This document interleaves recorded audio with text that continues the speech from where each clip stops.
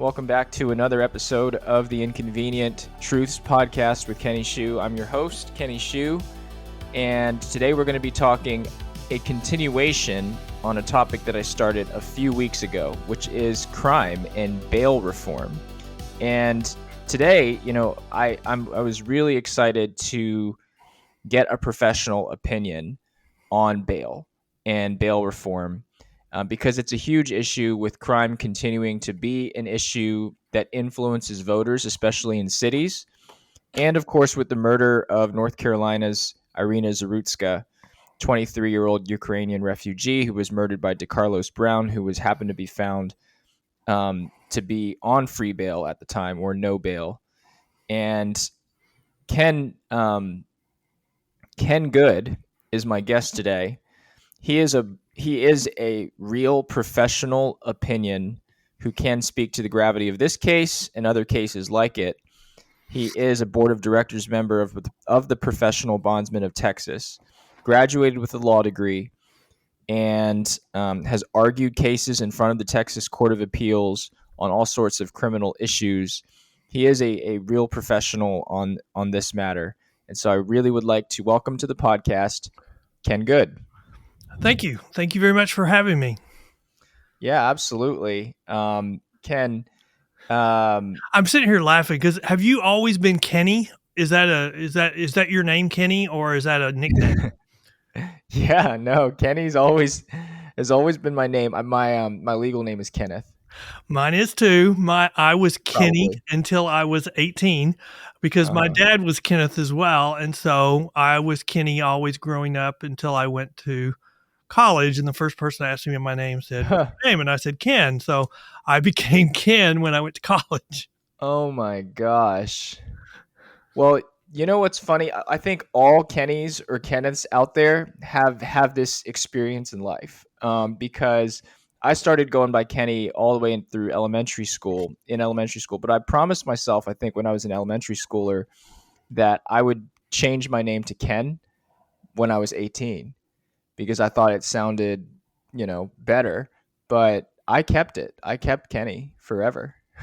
Well, the one name I never went by is Kenneth because in my mind that's my dad. But when I was growing up, even little bitty, I would always write my name as Kenneth on my papers. And so really what happened is the first time I went to college, I signed my name Kenneth, or I just, when you write your name at the top of the page, like when you're a kid, I wrote my name as Kenneth. And so I had a professor call me Kenneth, and I never wrote Kenneth again. I wrote Ken. And even to this day, I even signed my legal documents Ken Good, even if I have to sign then an affidavit saying Ken Good is an alias of Kenneth Good. Oh man. This is crazy. My dad's name is also Kenneth. Do you have the same middle name? No, I'm See, not. we have different middle names. My dad was Kenneth Preston and I was Kenneth Wayne. And I always dreamed about having a boy and naming him Preston Wayne. But my wife, we always had girls, but my wife told me she hated Preston almost as much as she hated Wayne. And so that was not going to happen. I don't think that was going to happen that time. No, that's why God stepped in and gave me two wonderful girls. Yep. That you couldn't name either Preston or Wayne. Well, I'm Kenneth Matthew. My dad's Kenneth Chang because, of course, he's Chinese. So cool. He changed his name, put Chang in the middle. Well, you started. I mean, I remember a time when you would tell somebody your name was Ken, and at a checkout place or at a restaurant, and they'd say Ken. I mean, they wouldn't know. And then the Barbie movie came out. Now everybody is Ken again. Exactly. Hey, tell me about it.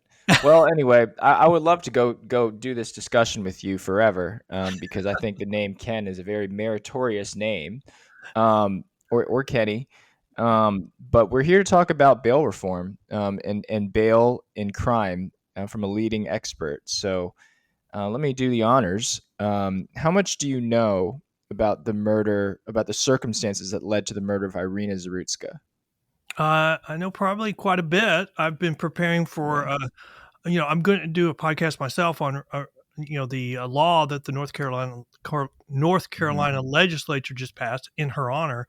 And so I've been studying up on that. And so I'm very versed, or adverse in the background of what happened, and the gentleman who was sitting behind her on Hmm. the mass transit subway. I'd call it a subway. Maybe it was just a bus, but I think it Hmm. was a It was a subway. subway. Yeah, and we've. I mean, I've made myself see the video. Hmm. It's and there's so many different circumstances that you can even talk about that. You can talk about it from, the effects of the criminal justice bail reform movement, because I think it has a lot of blame for what happened, but also the mental health crisis that we have in our country and what we've done with that. And then on top Hmm. of that, how Hmm. we've overlaid criminal justice reform so that now mental health is almost a king's X on a Hmm. criminal case. And that's changing, thank God. But there's a reason why all the jails and the prisons became the largest mental health facilities in the country, and we closed all the other ones, or the most of the other ones.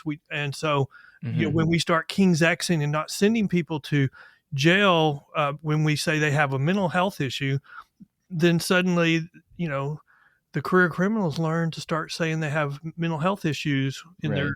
when they have a criminal case. So it's been a bad time. That's the worst example of it, and I think it's kind of coming to an end.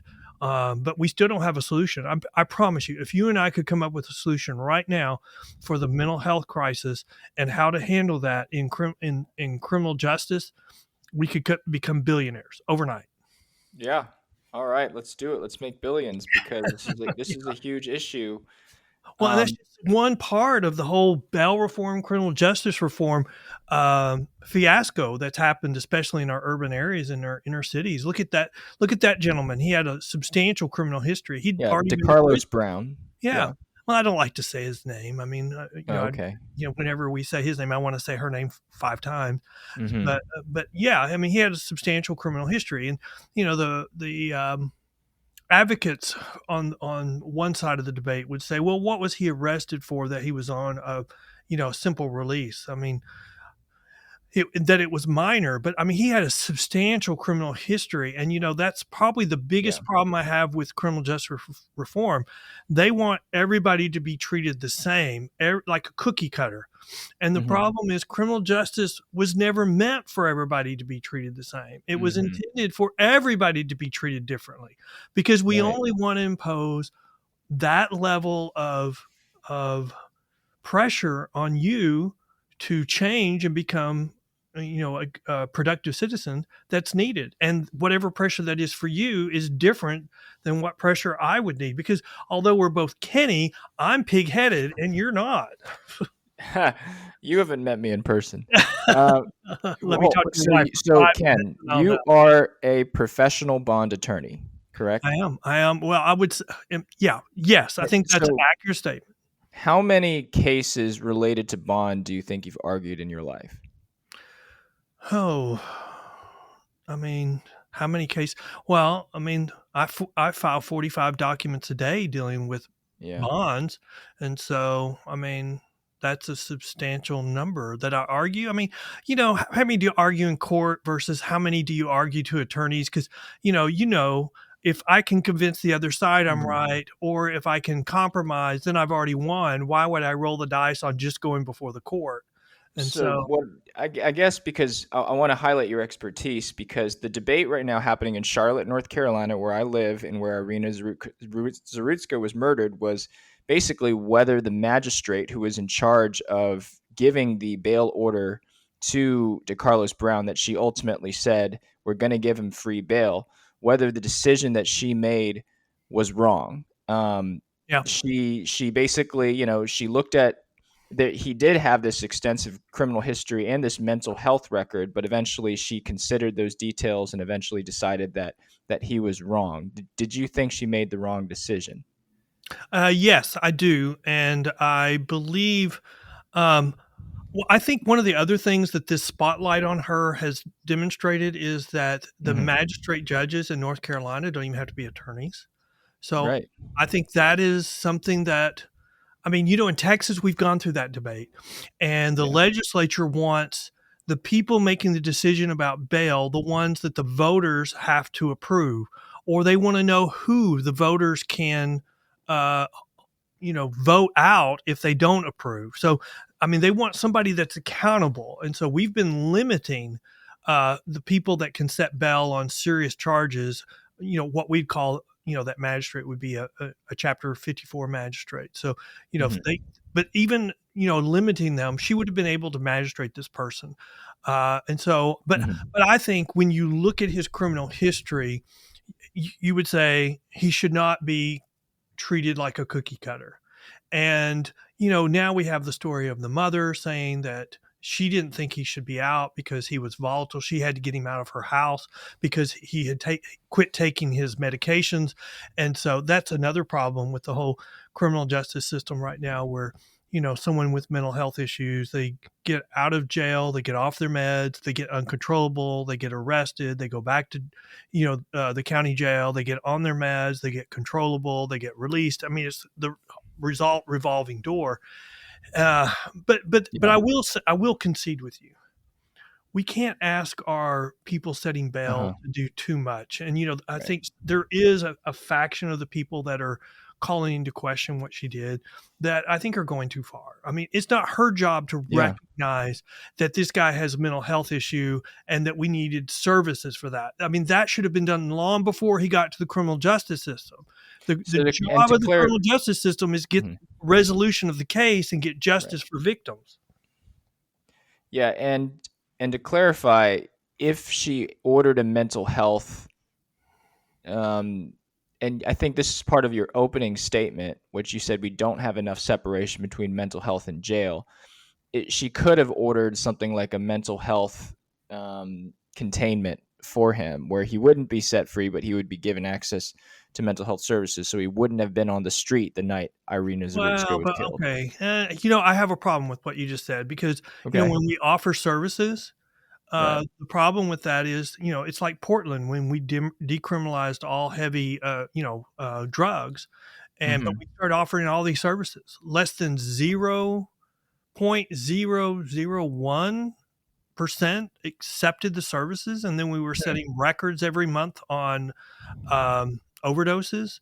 And so Yeah. when you this is where I go. When you lose the hammer of the criminal justice system, or where you take it away, then no one's going to go to services. I mean, they don't want to take their meds, and so Hmm. if he has a choice, his choice is I'm not going to take the meds. And his mom said, "Well, you take your meds, or you can't live Hmm. here anymore." Well, he said, "Okay, I'm not going to live here anymore."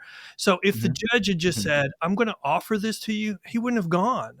I mean, I'm Right. 90% sure he would not have gone. If he wouldn't do it for his mom, he wouldn't have done it for this judge.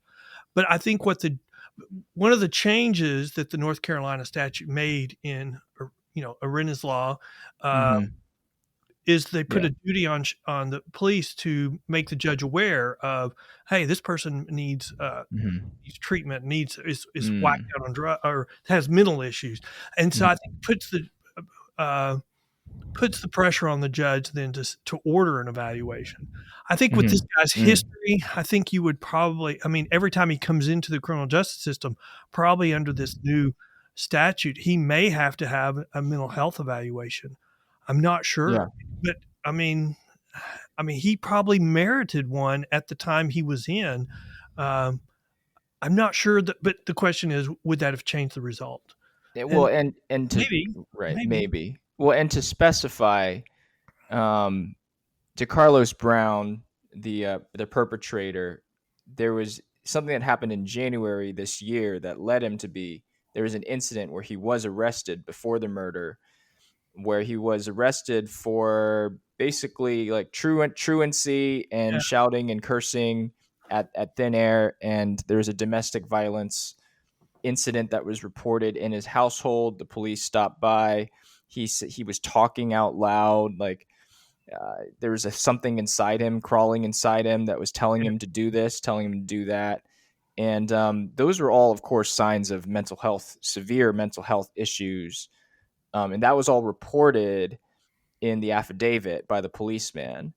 Yeah, but Um, the problem is, isn't I mean, at the time the magistrate saw him, yeah, the mentality at that time, which I think has changed, but it changed because of this incident. yeah. But at that time, the mentality of the criminal justice system was, he's got a mental issue. We want him out of jail as soon as possible, and Hmm. and we want him out. King's Yeah. X on the criminal case. And I think that's the wrong. I mean, I think that's the wrong result. Now, I don't agree that just offering him services is the result, and that's where I come down to. If we could find a solution for this, we would become very wealthy. But I think turning him loose is bad. I think just offering him services is bad. And there is a theory for fighting crime that if they are not willing to help themselves or become productive citizens, then there's this concept of isolating them away from Yeah. society. Well, I mean, that's where we were before this criminal justice reform. That's how our jails became the largest mental health facilities in the country. And I would say, of all the bad results, that's the least of the bad results from a public safety standpoint until we find something better. What about why would you say could the magistrate order a a Could have. contained mental health evaluation? I mean, okay, so I'm going to speak on this issue from Texas. So, Yeah. a mental health evaluation, you can send somebody to a mental health facility, but it's for 72 hours. But they're not supposed to go if they're not in danger of hurting someone or themselves. So it's a Right. very strict requirement criteria for submitting them. So, we have set it up where it's more difficult to do that. And I just don't know. Look at where he is now. I mean, he still has the same mental health issues, but Right. because of the severity of the crime, they're holding him in jail. Yeah. And he also has federal charges filed against him, and they're going to have a hearing in April to determine whether he will face the death penalty in the federal charges. And I think that the federal charges were probably filed because there's no a chance that he can face the death penalty on the state charges. And so in the law they just passed, they added killing somebody on a public transportation as a extenuating circumstance that would allow the death penalty to be applied. But the problem is we don't generally apply things retroactively, so that couldn't be applied to him since that change took place after the incident. So I think that's the reason. But I mean, look at it. I mean, that's really the history of where we are currently. Until they commit a really substantial crime, we're just kicking them out, and that's one of the reasons why we have this recurring problem with mental health people, because it's just get them in, get them on their meds, they get out, get off, and then it's back. It's just a really bad cycle a lot of times, and I don't know how we fight that. I just know that just releasing them is not working. Yeah. And when they get a substantial crime, we decide it's bad enough to hold them.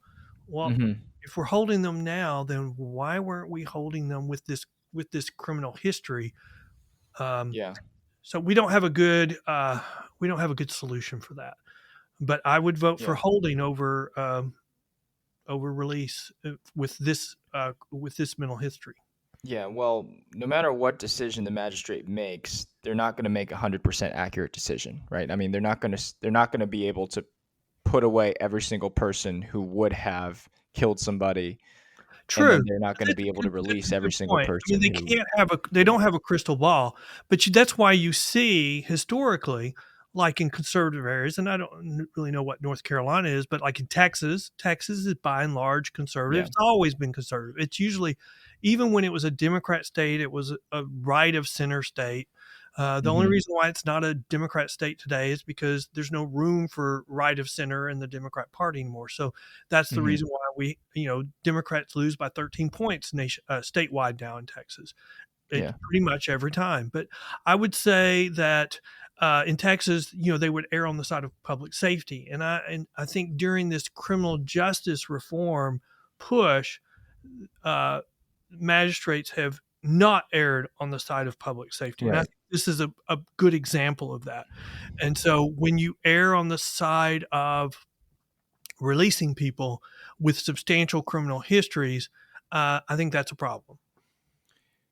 Okay, so then that leads me to bring up Iryna's law, which my thesis about Iryna's law is that it was designed to respond to the criminal justice reform push to influence magistrates for release.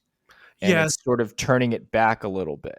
Well, but I think I agree with you, but I think Uh, with data, with the support of data, because I think yeah. the interesting thing in North Carolina, because I've read Arena's law, Uh-huh.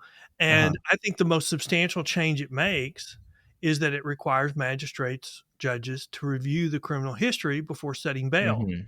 And Mhm. so I'm assuming that was not done, just like Texas 4 years ago. They enacted a requirement that judges were required to review criminal histories before setting bail.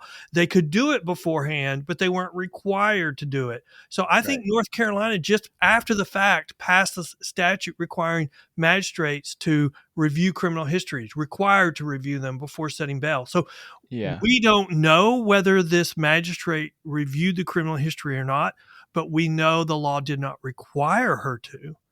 And Mhm. so if Yeah. she did not review it, that would kind of more make sense with the ruling she made.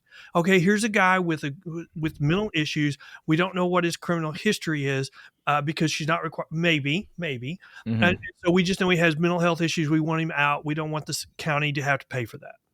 Okay. Yeah. Yeah.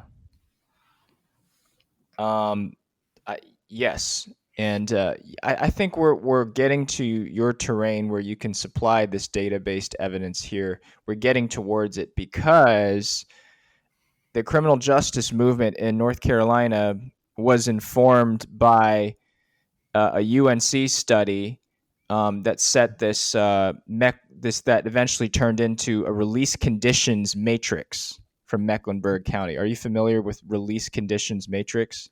Yeah, it sounds like a risk assessment to me, but yes, Yes.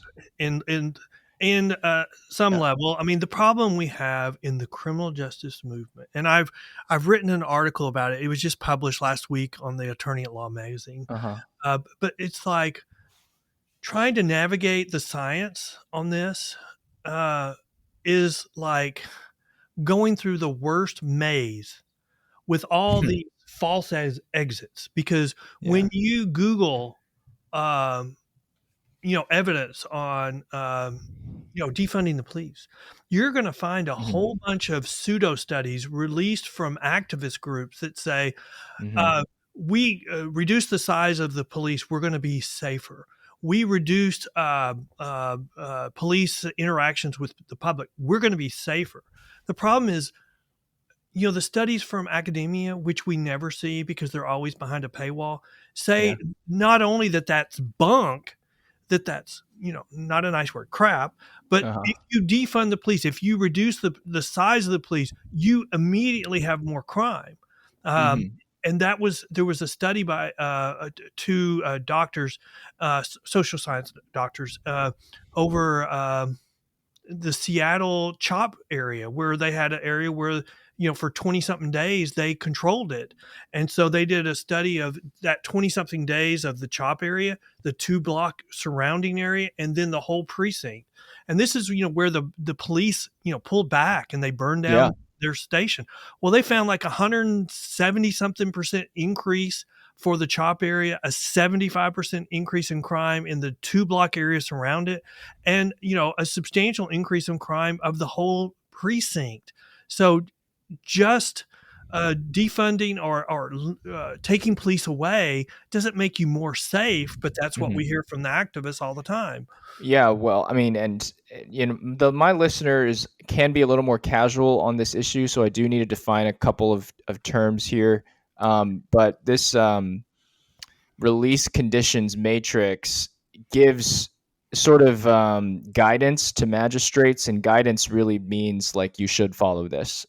Guidance to magistrates that are based on some data that they have on whether the criminal is likely to Mhm. recidivism, which is Yeah. to recommit a crime, Or or their whether, likelihood to appear in court. yeah, likely to appear or commit a new crime, which is recidivate, or Yeah. be a risk to public safety, or be a risk that they fail to appear. Right. And you're supposed to give this, criminal a scaled score. Um, But that's and where that's used, it's usually a release or detain system, and this Mhm. Yeah. is trying to overlay a bail system. It's trying to overlay on top of a bail system where those types Hmm. of systems are usually release or detain, and they're not really good for that, even though they're being sold by the activist groups as good for that. Hmm. Hmm. Okay, so how does bail factor into this? How does bail make it a more Well, okay, just system? first, let me give you my criticism of that. Okay, when Yeah, we yeah, tell yeah. the judges, here's what you have to do. I mean, it's like going to New York when they did their bail reform. They made a long list of misdemeanor crimes and some a little bit bigger than misdemeanor, and they said if the crime that was committed is on this list, the Hmm. judge has no discretion. They have to release them. They have to release them with no bond. That's what Yeah, simple release is called in New right. York. On California, be released on zero bail, and then in Texas, be Free bail. released on a personal bond.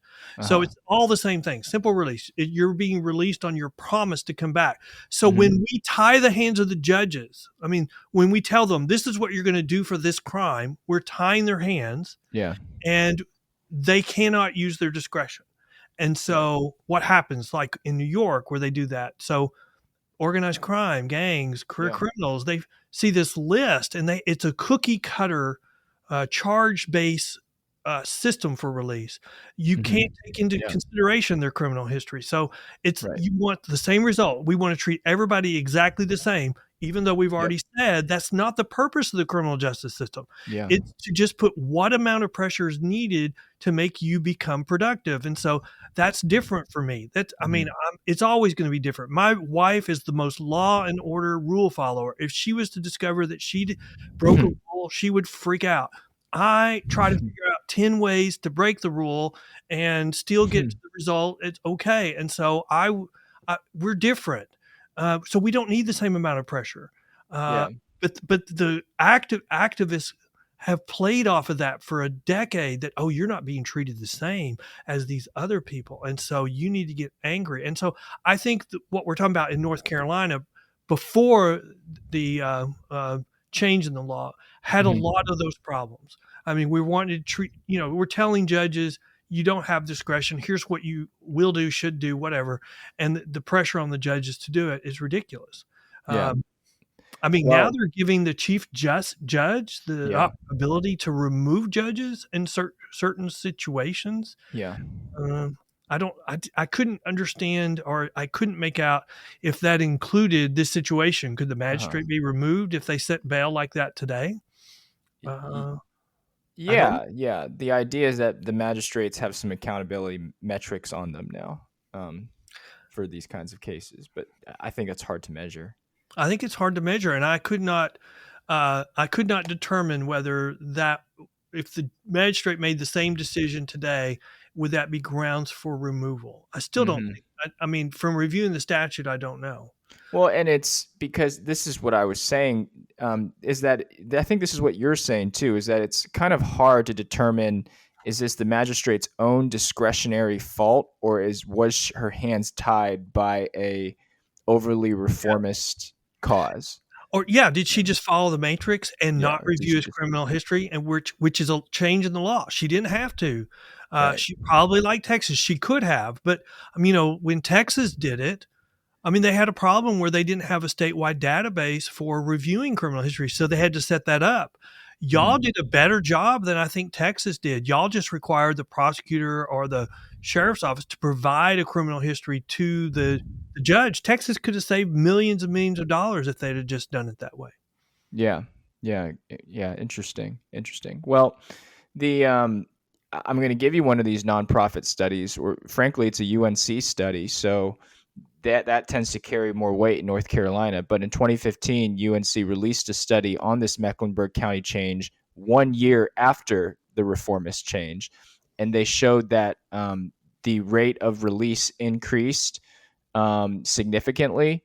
The rate of free bails, so basically no bail, so people are just released with a promise to appear, that also increased. But then they also said after a year that the recidivism outcomes did not change, and promise to Yeah. appear outcomes did not change. So they tried to prove that meant We're that seeing Mecklenburg was that we're working. seeing that nationwide. We've seen that in Houston, we've seen that in New York, and okay, and now you're telling me the same thing in North Dakota, North North Carolina. Carolina, yeah. So it's the same cooking the books. I'm sorry, that's what I believe Yeah. it is. When they come out with the study, they're using the same numbers. They're using the same um, formulas. And I'm not a math person. I wish I was. My dad and my brother both have degrees in math, and I couldn't do math, so I had to become an attorney.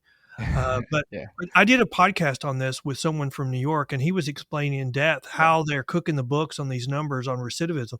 Because how do you explain it? Like in Houston, we have the DA coming out saying, "Here's a report, and we've looked at the numbers, and the recidivism rate for this Uh-huh. simple release is gone up substantially. It's doubled." And Uh-huh. then you've got you know, someone hired by the county, which they call a monitor, to look at the same thing, and they say, "Oh no, no, you're wrong, and it's really Huh. hasn't gone up, or it's the same, or it's gone down." I mean, it's like, I mean, the DA doesn't have some big reason to try to cook the books, but that was essentially their response. You shouldn't believe them because she's the DA. And then when Yeah. it came out in New York, they used exactly the same report um, style of coming up with their analysis, and and they just said just don't believe them on their numbers. And so I have become very suspicious when they come out with a report that quick, because these advocacy groups are so well organized. And when you say, oh well, it's a nonprofit that's issued this report, you know what? That's one of those activist groups, in my opinion, because they receive funds, and they receive funds. If you go look at their donors, I bet you they've received funds from, all of these groups. And so one group issues a report, another group cites it, and then it's we would say Sure. you're like in Arkansas, and the funniest meme I saw recently was a guy talking to some girl, and he was like, "Well, you can divorce me if you want, but we'll still be siblings." Well, that's kind of the way I look at those reports. I mean, it's all the inbreeding and the organization. It's who do you believe? And so I've got to the Uh-huh. point where I just say, you can believe your lying eyes because your eyes are telling you the truth. So because for the last 2 years, we've had all these studies from these nonprofits saying crime is not going up, and you don't have to believe me. You can just look at the FBI statistics. And Yeah. I wrote an article about that in October about Uh-huh. all the reasons why the FBI statistics were not accurate and you shouldn't Mhm. believe them. Well, it was 10 days later that suddenly the FBI statistics were updated, and they were now showing crime was going up. Huh. And that's, if you want to know when that was, it was a month before the election, but when it was when the Democrats stopped talking about crime, and then they started yelling at the top of their lungs that Trump is Hitler, Trump is a fascist. And Yeah. that's all they talked about till the end of the election, because they could not talk about crime Right. anymore because of the FBI statistics, because all their studies, everything they talked about for the last 2 years said, you don't have to believe us, just look at the FBI statistics. But I will say, one Yeah. week after that, one of these groups issued a report saying, well, if crime's going up, it's not bail reform or criminal justice reform that's doing it. It must be one of a different factor. And within a week, no, that's just hogwash. I'm going to use some Texas slang, hogwash. Yeah. Um, Hogwash. Well, I mean, they released a report on this Mecklenburg reform a year after the reform passed. I mean, that alone is just no sample size Yeah. whatsoever. Well, but You if you know? look at, I mean, we've gotten really good about going into their study and looking at it, because Yeah. whatever the headline is, if you go back and you go into the numbers and start, I mean, not me, because we've already made that clear, but we've got people that do that, and you'll find out that when you look at all the details of the numbers, their details completely undermine the takeaway that's the headline of the press Yeah. release. Or they take in a time period that, like you've said, it's only been a year, so they'll take 5 months, 4 months, and Yeah. where they can cook the books. And when they're Right. cooking the books like that, I mean, and it's hard. I mean, Mhm. I did a podcast, and I haven't released it yet, but I did it with an author because I'm trying to find academic studies that are behind paywalls, and so we can talk about them and try to contrast them. Well, this guy did a study with three other authors, and the conclusion was that when you reduce the size of the police, the murder rate goes up, and it goes up substantially, and it goes up for minorities even quicker because currently 50% of all murder victims are young black males, and Yeah. by and large, they're being killed by young black males as well. So Right. when you reduce the police rate, murder rates are going to go up, and but then when we did our interview, he barely acknowledged that that was the conclusion of the study that he and three other people did. But then all he Hmm. wanted to do is talk about if we reduce the police size, what we could do with all the money that we were spending on the police, which is the exact opposite of the study. I'm like, Hmm.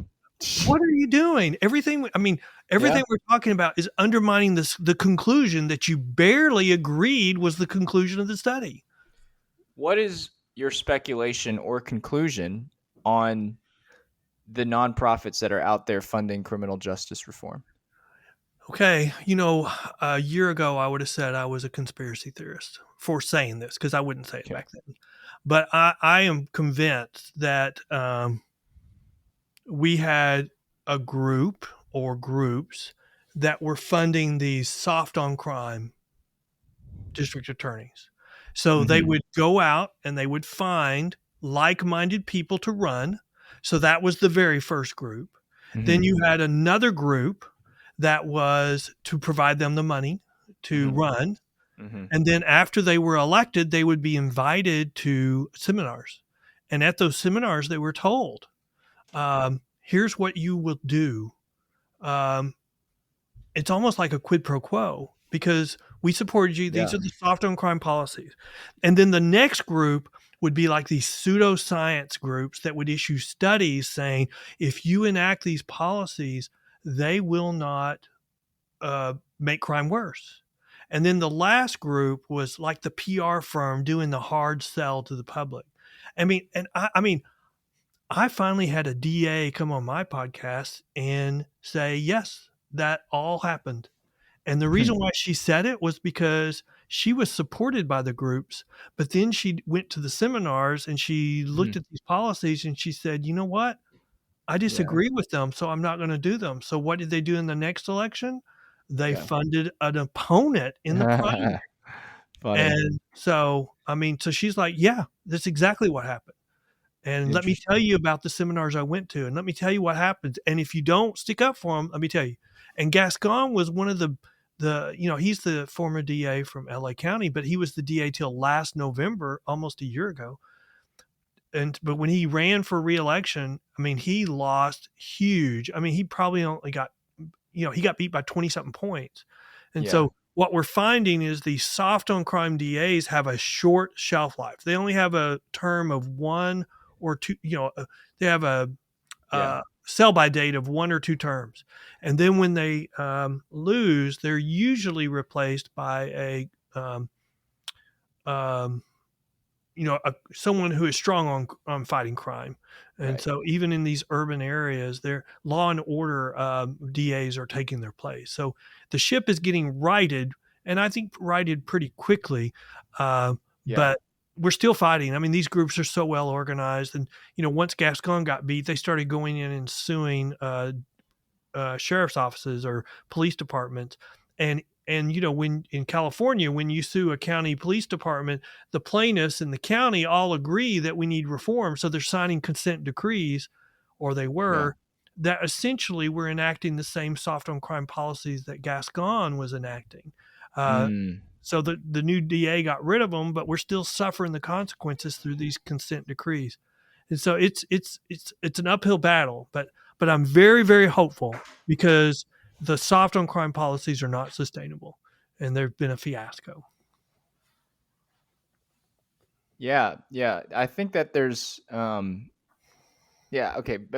So you believe you said up till about a year ago, you almost believed a conspiracy theory that these nonprofits Yeah. would fund these DAs, have them run, they would get the funding from them, not from the people, and then they would, fizzle out. or they would just be a parrot puppet for them. They would be a puppet for a period of time. Did you change your opinion? You said because up to about a year ago. Well, I said until I had a DA come on my podcast and say all those conspiracy theories are true. I mean, that was red meat to the Republicans to say Soros is funding this. Right. He's an example of one of these groups, and you have all these different groups, and so it's something that we've looked at for a long period of time. And so, when she was on my podcast and said every bit of that's true, it's no longer a conspiracy theory in my head. It's okay. true. Yeah. It's actually true. Okay, got it. That's what I meant. Do you know anything about the MacArthur Foundation? Yes. Because I'll just give you the fact, and then I want to hear your commentary on it. But the fact is, the MacArthur Foundation gave the Charlotte Mecklenburg Police Department $228,000 as a grant because of their transitional bail reform policies. Okay, the MacArthur Foundation is one of these groups, one of these activist groups. They get their funds from these groups. So when they're giving a grant, they're giving a grant to try to push these soft on crime policies, in my opinion, and then trying to get the county to, to get them ingrained.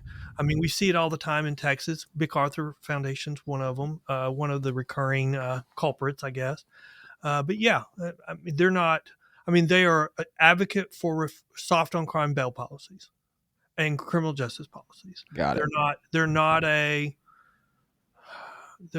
a charitable organization looking for what's best, in my opinion.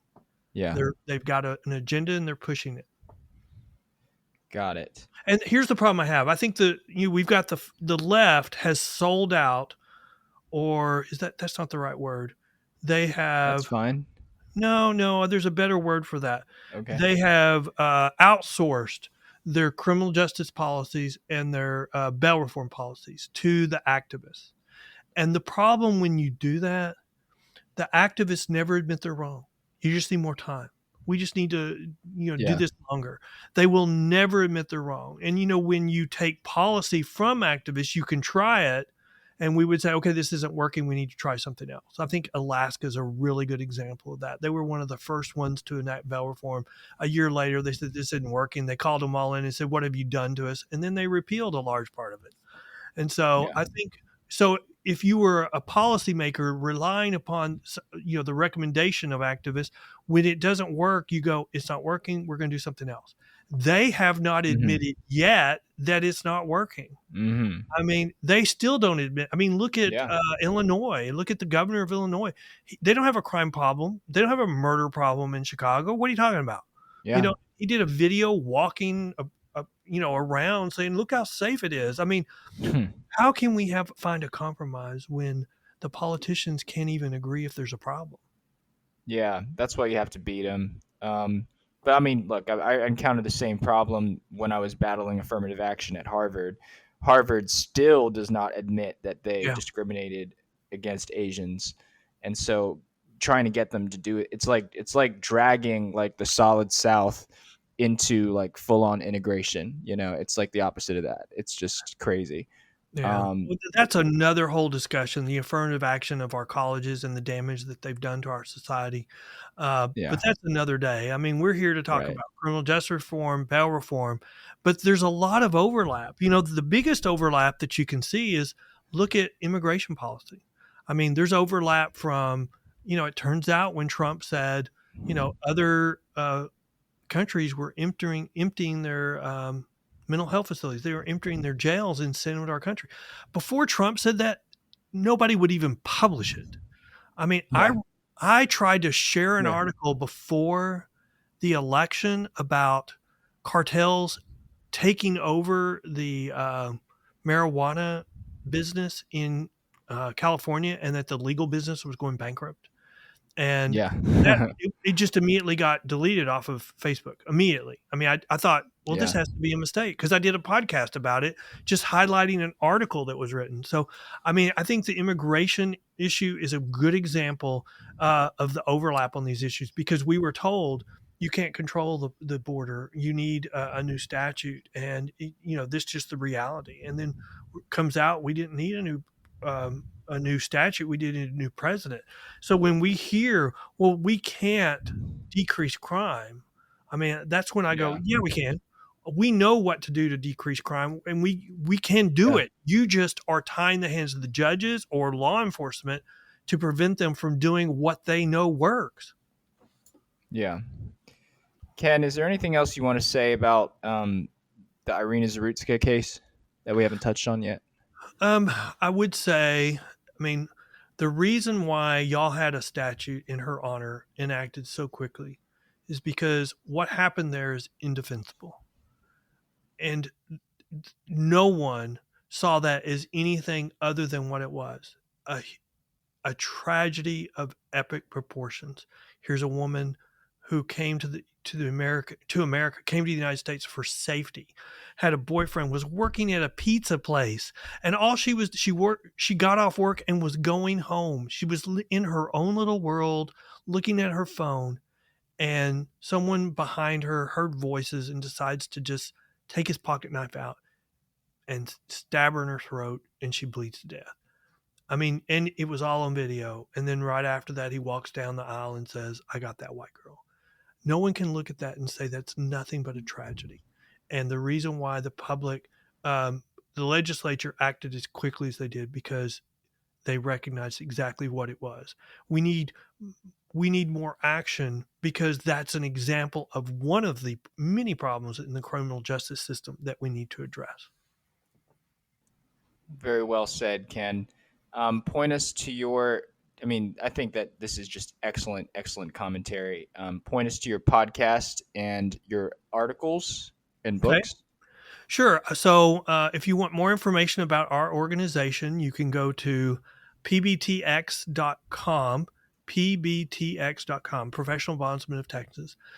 We have a blog where we highlight important criminal justice stories, but we also have our own podcast, which there's a link on the menu, but you can also just go to thebellpost.com. All we do is talk about criminal justice issues. Like we talked with a DA from Houston, Harris County, about the Soros organization and the different groups that make up how they recruit soft on crime DAs. And we also Yeah. have a podcast where we talk about just educating people on what works and what doesn't work. If you want to know what the New Jersey plan is, we have a podcast about it. There's a reason why no one else in the country has advocated for the New Jersey plan, because it's so expensive, and they ran out of money twice. They had to do a statewide tax increase for it, and so no other state's going to even suggest following that path. So you don't have anybody looking over people or looking at people when you're doing these bail reforms. You're just turning them loose on the simple release on their promise, because that's the cheapest thing, and that's one of the Mm-hmm. reasons why it's failing everywhere. Um, and so I've written numerous articles. I've written a bunch of articles on attorney at law magazines for Law 360. Other places as well. Where who would have ever thought I would have to become informed on these criminal justice issues? But Huh. we saw what was happening. There was a case in Harris County called O'Donnell versus Harris County, and someone asked me to go to a hearing early on. I came out of that hearing very upset. I thought the judge was going down the wrong path. And so I told our group that we needed to become experts on these issues, so that we could, because no one else was telling our version of what should be applied. And I think we've been proven right over time. That judge has, in that case, has been reversed 6, 7, 8, maybe more times. And I've written a lot of articles highlighting when she was reversed. And that case, ultimately, the Fifth Circuit ruled, should have never been filed in federal court. And so, you know, O'Donnell versus Harris County was cited at one point across the country as the leading case on criminal justice reform and bail reform. And ultimately, the Fifth Circuit said it should have never been filed in federal court. Mm-hmm. So Yeah.